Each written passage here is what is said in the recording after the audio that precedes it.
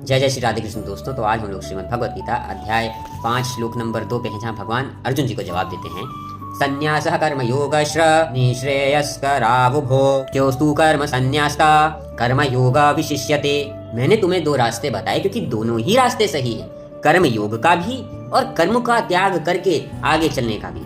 परंतु परिस्थिति के अनुसार, समय के अनुसार, आपके कर्म के अनुसार भी दोनों रास्तों में से एक चुनना बेहतर होता है। और इस वक्त इस परिस्थिति में जहाँ पे तुम खड़े हो, तुम्हारे लिए कर्म योग का जो रास्ता है वही श्रेष्ठ होगा।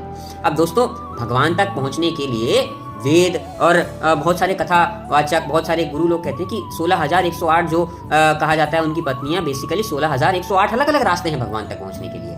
परंतु उनमें से आप कोई भी एक रास्ता चुन लें और उस पर ईमानदारी, साफ नियत और अपनी भक्ति के साथ चलते रहें तो आप उन तक पहुंच जाते हैं। अब उस सब में भगवान अर्जुन को बताते हैं कि कर्म योग का रास्ता, जहाँ पे आप अपना कर्म करते हुए आगे बढ़ते हैं, ये सबसे श्रेष्ठ भी है और आसान भी है, क्योंकि आप इसमें जो कुछ भी इस संसार में रह करके कर रहे हैं वो करते हुए मुझ तक पहुंचते हैं। और इस पे एक कथा भी आती है कि एक बारी नारद जी ने भगवान से पूछा कि मैं श्रेष्ठ हूँ या वो किसान जो आपकी भक्ति कर रहा है वो श्रेष्ठ है। तो भगवान बोले कि वो श्रेष्ठ है, वो इसलिए श्रेष्ठ है क्योंकि वो अपने सारे कर्मों के बीच में से मेरे लिए समय निकालता है। तुम्हारा क्या है, तुम तो आप यही करते हो हमेशा और यही करते आए हो, आपकी तो आदत बन गई है ना ये, पर वो समय निकाल करके मुझे याद करता है।